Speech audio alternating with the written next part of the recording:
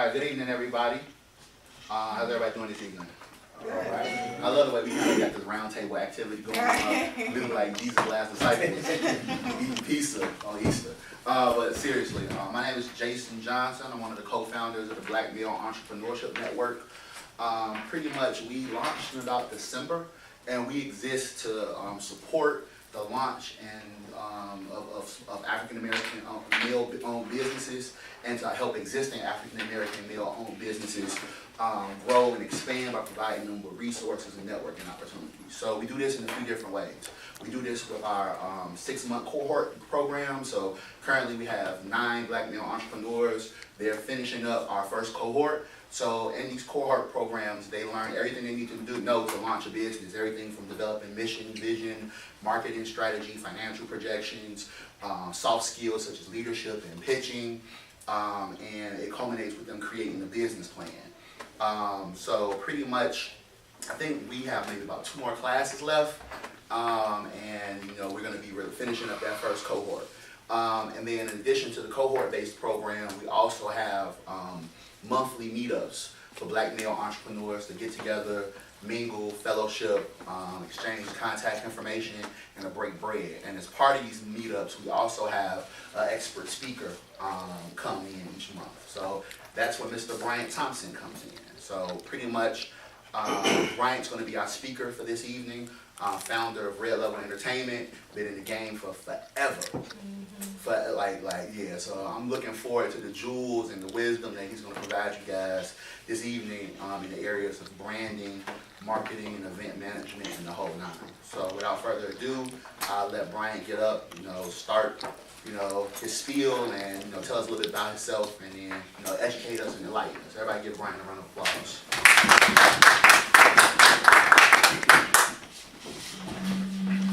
Good evening, everyone. Good evening. First, I want to thank Jason for asking me to come out and speak to you guys tonight. I was telling Jason that I usually, I'm a little shy on the mics, but I never turn down the speaking engagement just so I can get over that. However, I will be talking to you guys today about marketing, promotions, event management, give you a little bit of history about myself, my company, how we got started, and from there, we'll piggyback off of that into marketing, promotions, and event management. First, just so I can kind of get a little bit of insight about who we have in the room. How many business owners do we have? Okay. So, if you don't mind, let me, go around and tell me what type of business you have, and then I can kind of, go give some ideas from there. Yeah. Everybody introduce themselves and say what they do. Okay. My name's Tiara Chameleon. I have a women's vintage clothing brand. Okay. Chris Lawson, I'm a vintage clothing company, 14 billion, knickknacks, and also do event promotions as well. Okay. Sean Rogers, and on behalf of Houses. My name is Cliff Paul. I run Chicago Stats League's basketball and athletic league with data. My name is Danielle Mitchell. I'm creator of Average Black Girl, where I'm an international marketing strategist, and I have a Black Yelp, and I'm co-founder of Black Men. My name is Jeff Badu, and I own a CPA firm specializing primarily in taxes. My name is Oshoke. I run a web agency called Osmo Web Agency, and we focus on local, small to mid-sized companies, offering them enterprise web solutions at an affordable rates. Jason Johnson, I'm CEO and co-founder of a technology startup, Convo, an app that uses personality compatibility to help people break the ice at social events, and I also run I'm the director of the Entrepreneurship Center at the Chicago Urban League. I'm Jasmine Turner, founder of Black Match Made, a professional matchmaking service for black professionals throughout the country. I'm one of the co-founders of Black Men. And I'm one of the co-founders. I do a lot of stuff. Okay. I'm Robert Tyson. I'm a website freelancer, and I work with entrepreneurs and business owners, and I've done print work as well on the graphic end. So Cool. So It's good to hear what you guys are doing. We're gonna start off talking about marketing. I'm sure since you guys are already in business, a lot of you guys kind of know what marketing is, but we're gonna kind of go over, you know, the definition and some different things in regards to what you can do to help market your business. Basically, marketing is telling your customer, potential customer, what it is you do, who you are, and why they need you. I started off in marketing. It kind of fell into my lap. Started off as a party promoter, actually. Group of my friends, we went to Mardi Gras in 2000. We saw some guys down there throwing parties. They were charging $25 a head. My head lit up like, whoa, $25 a head in 2000. It was like 1,000 people in there. I said, it's a quick lick. So my friends and I, on our way home, we got together and said we were going to start throwing parties. Figured we'd make some quick cash. That wasn't the case. We actually lost a lot of cash on our first event because we didn't know anything about party promoting, which really is event management. Two of my partners decided to drop out. One of my partners stayed on with me. We ventured on into doing comedy shows, poetry sets, open mics, different events like that, and that's where I learned event management. So I learned from looking for venues, negotiating not to pay for a venue, how to get people actually inside of the venue to come, hiring DJs, and the different methods. When I started promoting, it was in the transition era from flyers and posters to email and social media. I'm not sure you guys' age, but you know, a lot of us think that, you know, first social media site was probably what? What'd you say? MySpace. Right. Yeah. College club. Black people.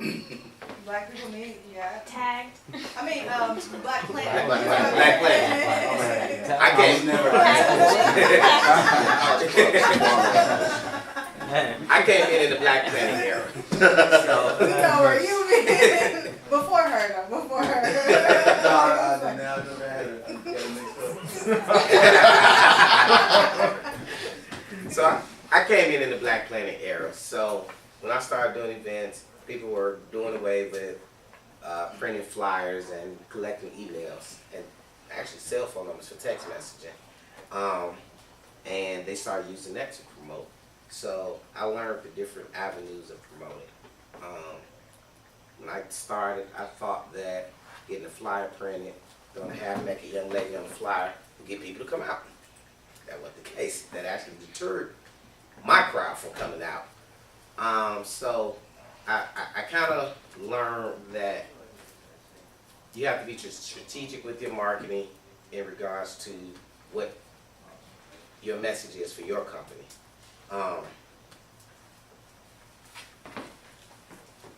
Promotions. Promotions is pretty much what we just talked about, the different vehicles for letting people know about your company. That could be flyers, emails, billboards, radio, TV, now social media ads, Facebook, Twitter, Instagram, so forth. I'm one of these type of people that I believe that I like to do what other people are not doing. So if everyone is doing Facebook ads, then I'll go back and I'll start doing flyers again. I'll still do Facebook ads, but I'll do something else that no one else is doing. And in today's time, a lot of people are doing away with flyers. So I encourage my clients to print flyers because their competition are not doing that.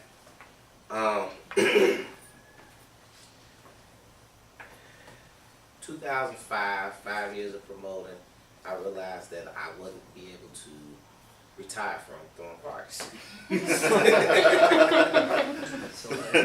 I left my full-time job working at CTA, and I went all in and said, okay, well, we're going to transform this entertainment company into a marketing company. At the time, from doing events, I built the email list up of about maybe 5,000 people at that time. And I began to step away from event planning, and I used that list and start charging businesses to promote their products and services to my list. I continued to grow the list in Chicago. My partners that stopped promoting with me here in Chicago, they actually moved to Dallas and started promoting there. And they built the email list up of about 5,000. I managed their list and my list at the same time. And while they were doing events, I was selling email blasts to different businesses in Chicago and Dallas. And switching to that model actually helped me to grow because I had less overhead from being an event promoter. So my lane of promotions is email blasts. Now that we're transitioning to the social media, I do social media, I do emails, and I do print. Depending on the type of business that you have, I think that is where you would pick which lane you want to use for promoting, whether it's email, whether it's social media. A lot of businesses I run across have great ideas, start their business, but they leave out the marketing. So when you talk to them about what's your marketing budget, what's your marketing plan, they know how to, whatever their business is, whether it's, I know how to cook, I don't know how to get people to come through the door, I open the doors and people should come. No, you have to tell them to come. So I try to sit down, talk to clients, and just kind of figure out what their goal and objective is. What do they realistically expect to make, and just try to get a feel for what they, how long they expect for it takes to reach their goal.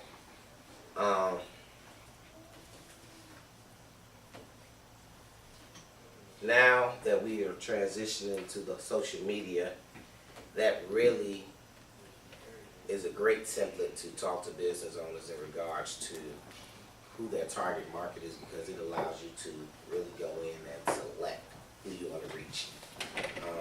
Facebook ads, they allow you to target people by zip code, age, gender,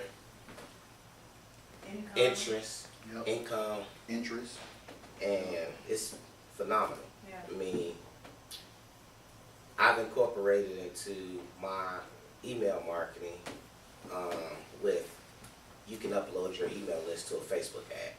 So anyone that's on my email list, I can upload that list and that email will pop up on their Facebook page if they're on Facebook, which most people are.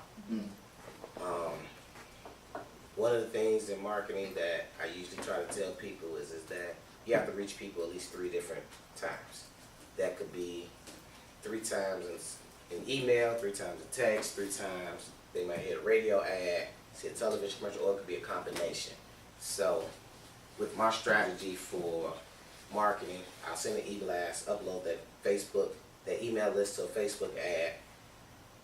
If they don't open the email, they'll see it on Facebook, because everybody checks Facebook.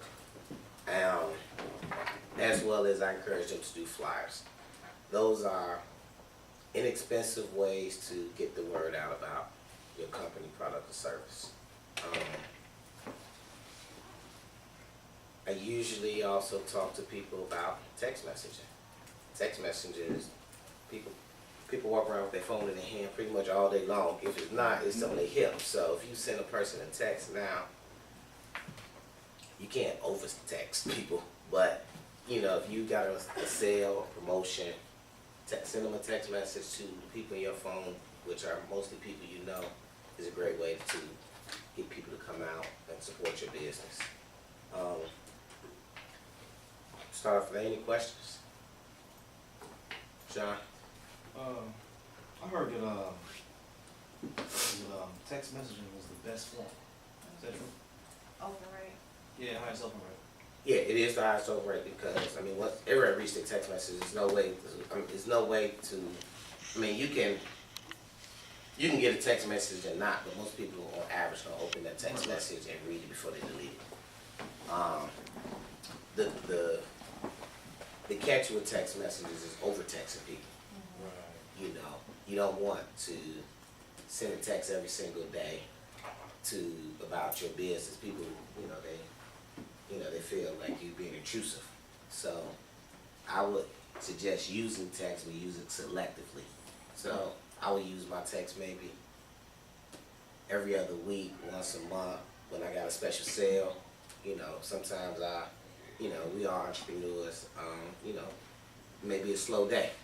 So I may want to go on my home list and send a text message saying, hey, we're doing 50% off of X, Y, and Z, just to drum up some income from the day. Mm-hmm. So I would say my text is for something like that, as opposed to just general information about your company.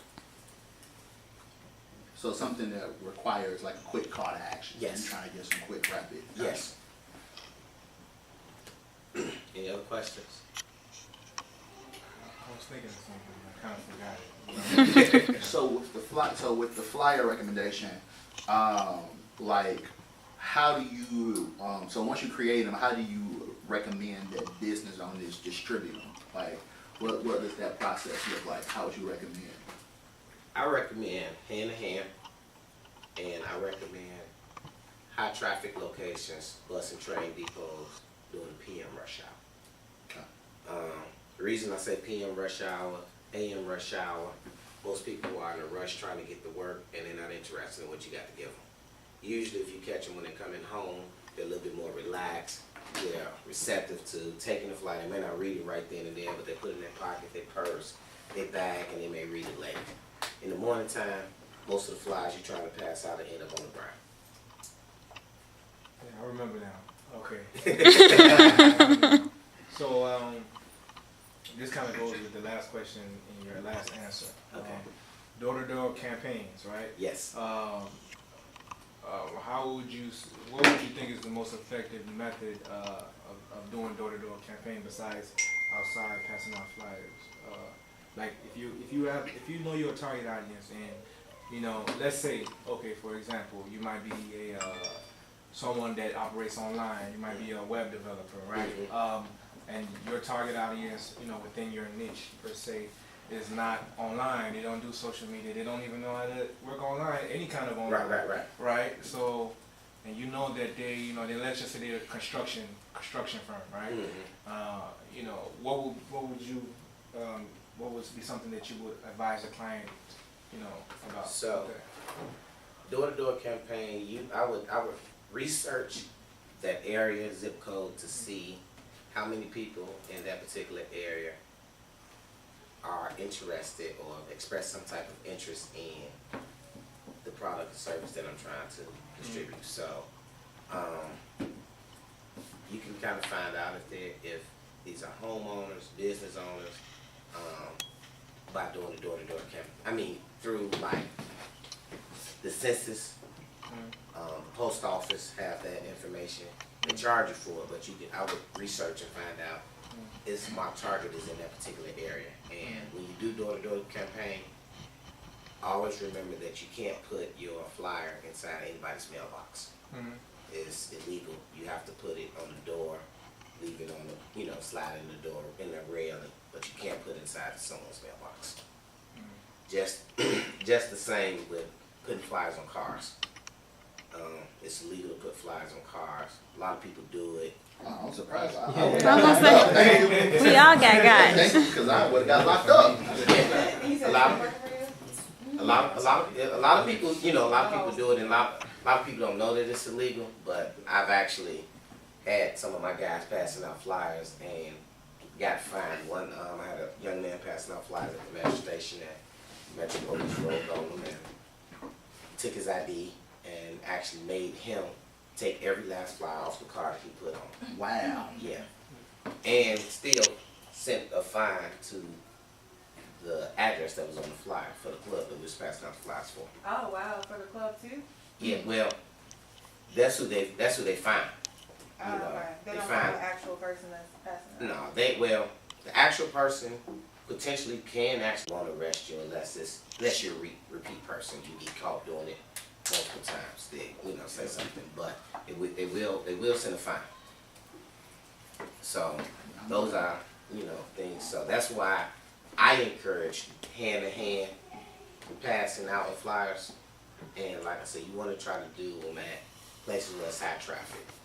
If it's a general business, like I say, the bus and train depots is usually a way to distribute a lot of flyers to a lot of people. And these are people that are working, so, it's typically most target markets if you, business, you're looking for working class people.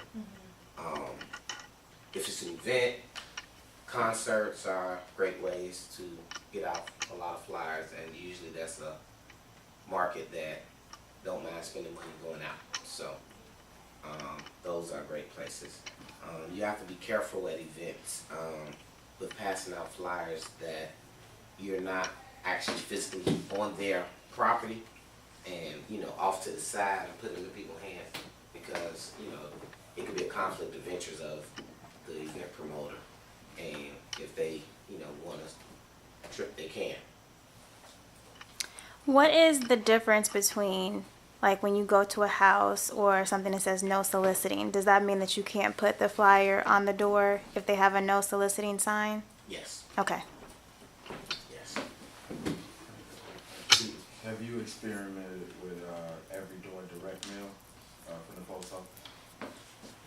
Not directly. I have a few clients that have done that, but I was not in the planning or process of it. You haven't? The reason I brought it up because I designed a few for a few clients, and they have a free tool on the website that allows you to search by zip code, people's income, and all of that stuff for free.